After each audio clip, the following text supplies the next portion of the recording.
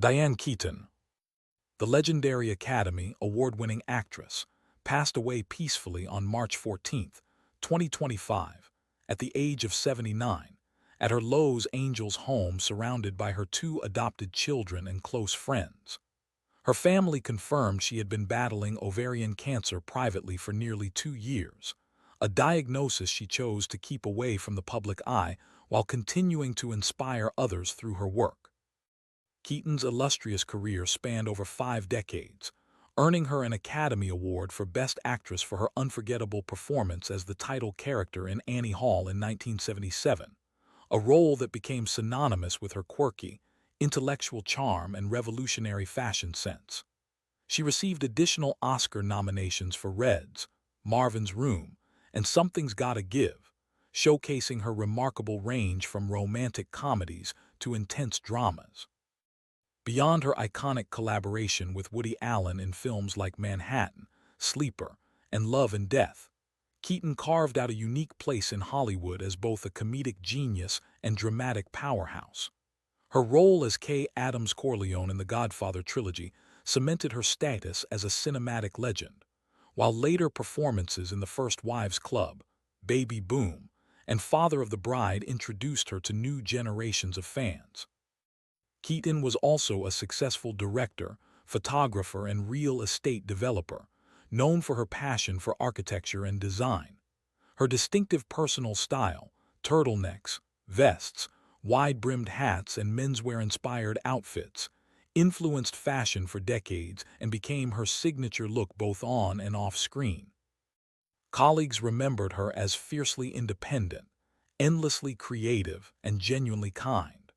Her impact on cinema, particularly in creating complex, authentic female characters who didn't need to conform to Hollywood standards, leaves an enduring legacy that will inspire actors and filmmakers for generations to come. Val Kilmer, the versatile actor known for his transformative performances and magnetic screen presence, passed away on January 22, 2025, at the age of 65. Following a long and courageous battle with throat cancer that began in 2015. He died at his ranch in New Mexico, surrounded by his children, Mercedes and Jack, and close friends who had supported him through his health journey. Kilmer's extraordinary career began in the 1980s with breakthrough roles in Top Secret and Real Genius, but he achieved superstardom playing Iceman in Top Gun alongside Tom Cruise, a role he reprised in 2022's Top Gun: Maverick despite his health challenges. His portrayal of Jim Morrison in The Doors was hailed as one of the greatest biographical performances in cinema history, with Kilmer so thoroughly embodying the rock legend that he performed all the songs himself.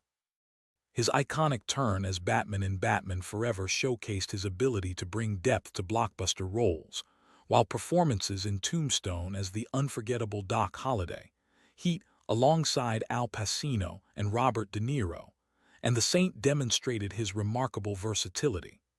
Kilmer was known as a method actor who fully immersed himself in every role, often spending months preparing and staying in character throughout filming. Despite losing his speaking voice due to a tracheostomy, Kilmer continued to work and inspire others, using artificial intelligence to recreate his voice and appearing in the documentary Val, which offered an intimate look at his life and career through decades of personal footage he had filmed himself. His dedication to his craft, his resilience in the face of devastating illness, and his unwavering artistic vision made him one of the most respected actors of his generation. Colleagues described him as intense, passionate, and deeply committed to storytelling, leaving behind a body of work that will be studied and admired for decades. Michelle Trachtenberg, the beloved actress who captured hearts as Buffy's younger sister Dawn Summers and charmed audiences as Georgina Sparks on Gossip Girl, tragically passed away on February 8, 2025, at the age of 39. The sudden loss sent shockwaves through Hollywood as details emerged that she died from complications related to a previously undisclosed autoimmune disorder. Trachtenberg's career began remarkably early. She was just 3 years old when she started appearing in commercials, and by age 10, she was starring in the Nickelodeon series The Adventures of Pete and Pete. Her breakthrough came at 11 when she portrayed the young Harriet in Harriet the Spy, showcasing a natural talent and charisma that promised a bright future. Her role as Dawn Summers on Buffy the Vampire Slayer, which she joined in Season 5, could have been thankless. The mystical Key transformed into Buffy's suddenly appearing younger sister, but Trachtenberg brought such authenticity and emotional depth that she won over skeptical fans and became an integral part of the show's legacy. She navigated the character's evolution from whiny teenager to capable young woman with remarkable skill. On Gossip Girl, Trachtenberg's portrayal of the manipulative and deliciously evil Georgina Sparks made her a fan favorite, stealing scenes with her villainous charm and unpredictable schemes. Her ability to make audiences simultaneously love and hate her character demonstrated her range as an actress. Beyond television, she appeared in films like Eurotrip, Ice Princess, and Mysterious Skin, and she was known for her advocacy work, particularly speaking out about safety in the entertainment industry for young actors. Her death at such a young age has sparked renewed conversations about health awareness and the pressures facing actors in Hollywood. Cast members from both Buffy and Gossip Girl paid tribute to Trachtenberg, remembering her infectious laugh, her professionalism, and her genuine kindness to everyone on set. She leaves behind a legacy as a talented actress who brought joy to millions and who bravely used her platform to protect others. Roberta Flack, the legendary Grammy-winning singer whose smooth, soulful voice gave us timeless classics, passed away peacefully on April 5, 2025, at the age of 88. She died at her home in New York City from complications related to ALS, also known as Lou Gehrig's disease, which had robbed her of her ability to sing several years earlier, but never diminished her impact on music history. Flack's career reached extraordinary heights in the 1970s, when she became the first artist to win the Grammy Award for Record of the Year in consecutive years. First, for the first time ever, I Saw Your Face in 1973, then for Killing Me Softly with his song in 1974. Both songs topped the Billboard Hot 100 and became defining moments in popular music, showcasing her ability to transform songs into deeply emotional experiences. Her rich, jazz-influenced vocal style and her interpretation of lyrics with profound emotional intelligence made every song she touched unforgettable. Feel Like Mac in Love, The Closer I Get to You with Donny Hathaway, and Where Is the Love demonstrated her versatility and her ability to convey complex emotions with subtlety and power. Flack was not just a performer but a trained musician who attended Howard University on a music scholarship, and was discovered playing piano and singing in a Washington, D.C. nightclub. Her classical training combined with her deep understanding of soul, jazz, and R&B created a unique sound that influenced countless artists across multiple genres. Even after her ALS diagnosis forced her to stop performing, Flack remained active in music education and philanthropy, establishing the Roberta Flack School of Music at the Hyde Leadership Charter School in the Bronx, ensuring that underprivileged children would have access to quality music education. Tributes poured in from across the music world, with artists from Alicia Keys to John Legend citing her influence on their work. Her legacy as one of the greatest voices in American music history is secure, and her songs will continue to move listeners for generations to come. Richard Chamberlain, the distinguished actor who defined the television miniseries genre and broke barriers as one of Hollywood's most enduring leading men, passed away on June 18, 2025, at the age of 90. He died of natural causes at his home in Hawaii, where he had lived quietly for the past 2 decades with his longtime partner Martin Rabbit. Chamberlain first became a household name in the 1960s as the heartthrob star of Dr. Kildare, one of television's first medical dramas, which ran for 5 seasons and made him a teen idol. His portrayal of the idealistic young doctor showcased his classical good looks and dramatic talent, earning him a Golden Globe Award and establishing him as a television star. But it was his work in epic television miniseries during the 1980s that cemented his legacy.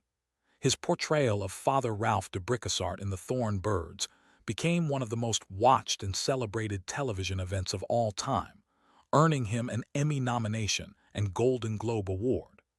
The Forbidden Love story captivated over 140 million viewers and remains one of the highest-rated miniseries in history.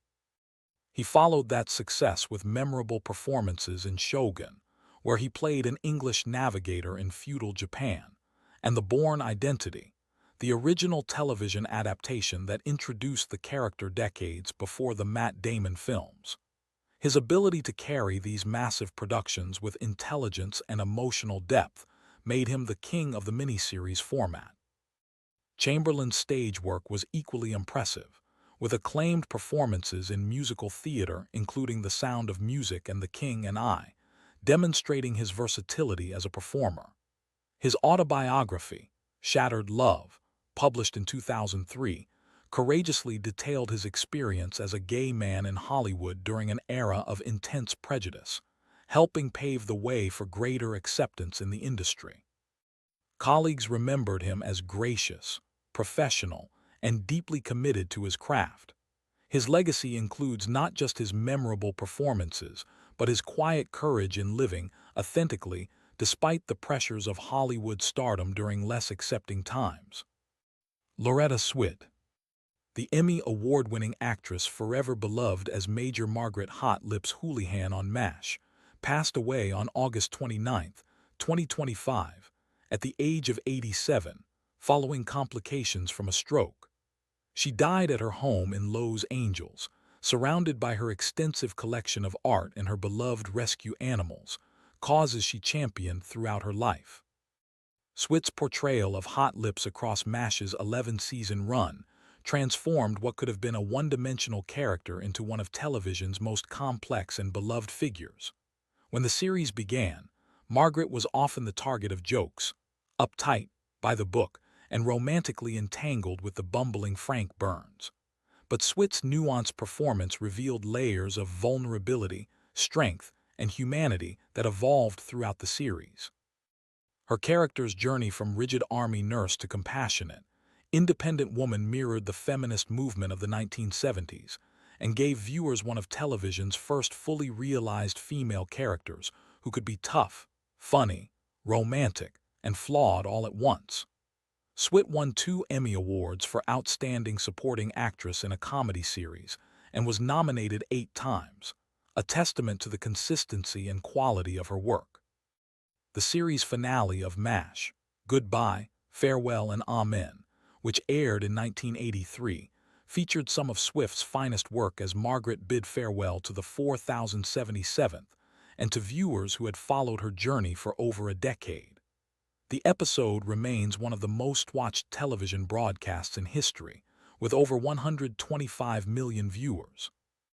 Beyond MASH, Swit had a successful stage career, appearing in numerous plays and musicals, and she was a passionate animal rights activist, working with organizations to end animal testing and promote adoption.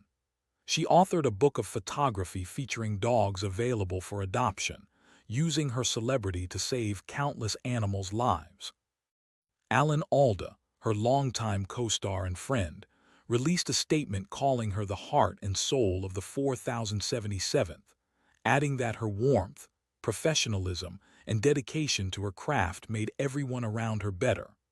Hot Lips Houlihan will forever remain one of television's most iconic characters, thanks to Loretta Swit's extraordinary talent. Brian Wilson, the musical genius behind the Beach Boys' revolutionary sound and one of the most influential composers in popular music history, passed away on May 12, 2025, at the age of 82. He died peacefully at his home in Los Angeles from complications related to the dementia he had been battling for several years, surrounded by his family and the music that defined his life. Wilson's impact on music cannot be overstated. As the principal songwriter, arranger, and producer for the Beach Boys, he crafted some of the most sophisticated and innovative pop music ever recorded. Songs like Good Vibrations, God Only Knows, and Wouldn't It Be Nice combined complex harmonies, unconventional instruments, and studio techniques that had never been attempted before in popular music. His 1966 album Pet Sounds is widely regarded as one of the greatest albums ever made, influencing everyone from the Beatles to contemporary artists across all genres. Paul McCartney has repeatedly cited it as his favorite album and the inspiration for SGT, Pepper's Lonely Hearts Club Band. Wilson's use of the studio as an instrument, his intricate vocal arrangements, and his emotional honesty in songwriting revolutionized what pop music could be. Wilson's genius came at a tremendous personal cost. He struggled throughout his life with mental illness, including schizoaffective disorder and anxiety, conditions that were poorly understood and inadequately treated during his most productive years. His well-documented battles with Dr. Eugene Landy, the controversial therapist who controlled his life for nearly a decade, and his struggle with substance abuse are testament to the challenges he faced while creating transcendent music. Despite these struggles, Wilson continued to create and perform well into his 70s, releasing acclaimed solo albums and touring with the Beach Boys and his own band. His 2004 completion and release of Smile, the long-lost follow-up to Pet Sounds that had been abandoned in 1967, was hailed as a masterpiece and earned him a Grammy Award, proving his genius remained undimmed. His death prompted an outpouring of tributes from across the music world. Artists from Bob Dylan to Billie Eilish praised his influence, with Dylan stating, "Brian Wilson's music will echo through eternity. He taught us that pop music could be art, that studio recordings could be symphonies, and that vulnerability could be strength."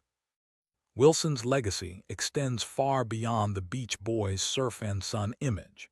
He expanded the possibilities of what popular music could achieve, influenced countless musicians across multiple generations, and created a body of work that will be studied, performed, and cherished for as long as music exists. Robert Redford, the legendary actor, director, and founder of the Sundance Film Festival, passed away on July 7, 2025, at the age of 89, at his longtime home and ranch in Utah's Provo Canyon. His family confirmed he died peacefully of natural causes, surrounded by his children and grandchildren, in the state he had called home for over 5 decades, and where he built his greatest legacy outside of film. Redford's career spanned 6 decades and established him as one of Hollywood's most iconic leading men. His golden hair, piercing blue eyes, and effortless charisma made him a superstar, but it was his careful selection of roles and his commitment to quality that made him a legend. His partnership with Paul Newman in Butch Cassidy and the Sundance Kid and The Sting created 2 of cinema's most beloved films and one of the screen's greatest friendships.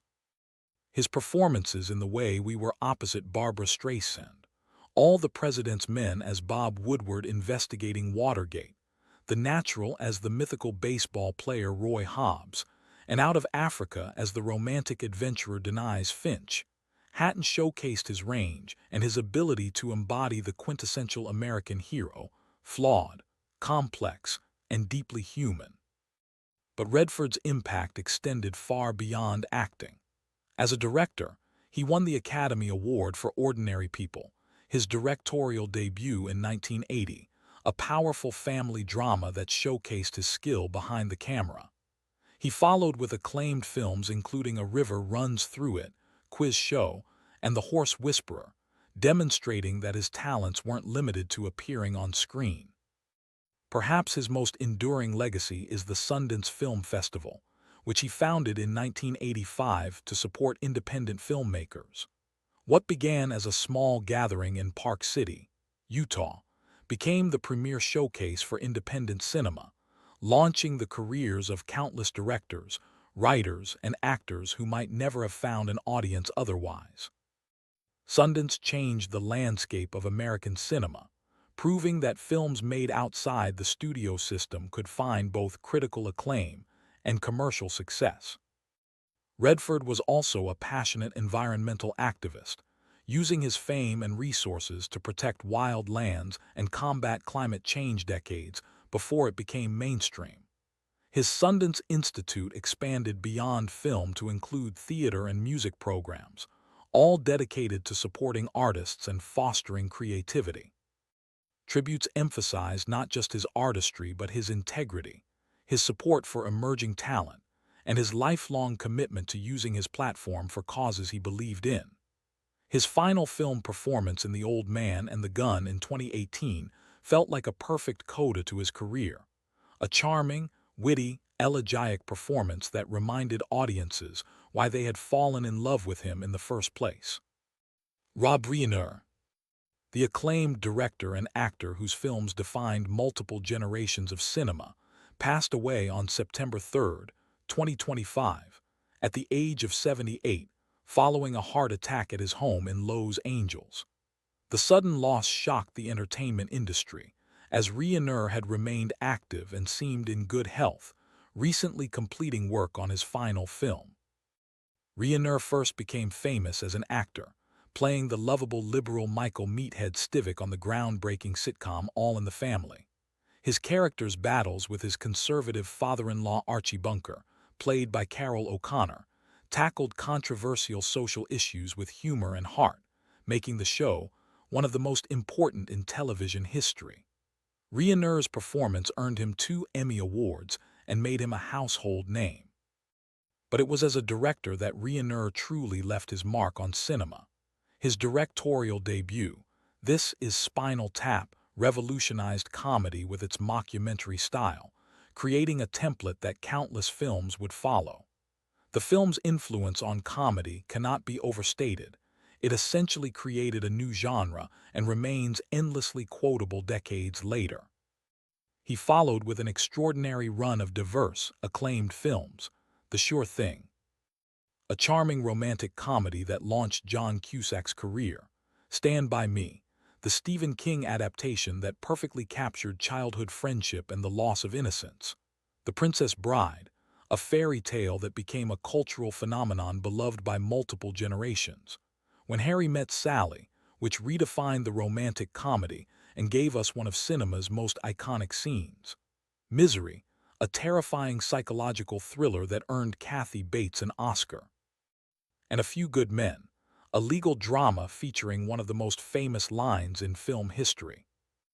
This remarkable streak from 1984 to 1992 established Reiner as one of Hollywood's most versatile and successful directors, capable of moving seamlessly between genres while maintaining consistent quality. Later films like The American President and The Bucket List continued to demonstrate his ability to blend entertainment with substance. Beyond filmmaking, Reiner was a passionate political activist, speaking out on issues from healthcare to voting rights. He co-founded the American Foundation for Equal Rights, which successfully challenged California's Proposition 8 and helped pave the way for marriage equality nationwide.